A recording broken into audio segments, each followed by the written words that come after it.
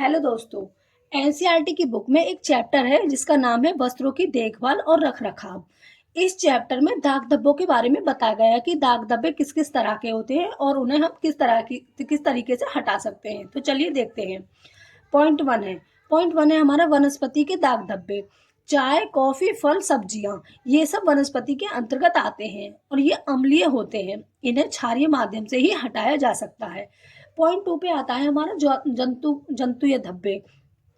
रक्त, दूध, मांस, अंडा इत्यादि ये सारे जंतु के अंतर्गत आते हैं। ये धब्बे प्रोटीनी होते हैं तथा इन्हें केवल ठंडे पानी में डिटर्जेंट का प्रयोग करके ही हटाया जा सकता है। यानी कि जंतु जो धब्बे लग जाते हैं उन्हें केवल ठंडे पानी में डिटर्जेंट डाल के ही हटाया जा सकता है। पॉइंट थर्ड है हमारा तेलीय धब्बे। तेल, घी, मक्खन इत्यादि ये सब तेलीय धब्बे में आते हैं। इन्हें ग्रीस, घोलकों तथा अवशोषक के प्रयोग के द्वारा ही हटाया जा सकता है। अवशोषक का मतलब होता है जैसे टेल्कम पाउडर है और मुल्तानी मिट्टी है, इन सबसे इन धब्बों को हटाया जा सकता है। फिर है हमारा खनिजीय धब्बे।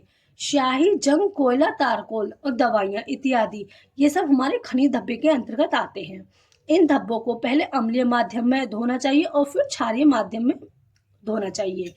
फिर हमारा एक पॉइंट आता है ड्रॉपर विधि। तो ड्रॉपर विधि क्या होती है देखते हैं। दाग धब्बे लगे कपड़े को एक कटोरे पर फैला दिया जाता है और उस पर ड्रॉपर से अभिक्रमक डाला जाता है। यानी कि जिस कपड़े पर दाग लगा हुआ है उसको एक कटोरे पर फैला दिया जाता है और फिर ड्रॉपर से अभिक्रमण मतलब जिससे उस दाग को हटाना हो वो डाला जाता है। वही हमारी ड्रॉपर विधि कहलाती है। आई होप आपको समझ आया होगा।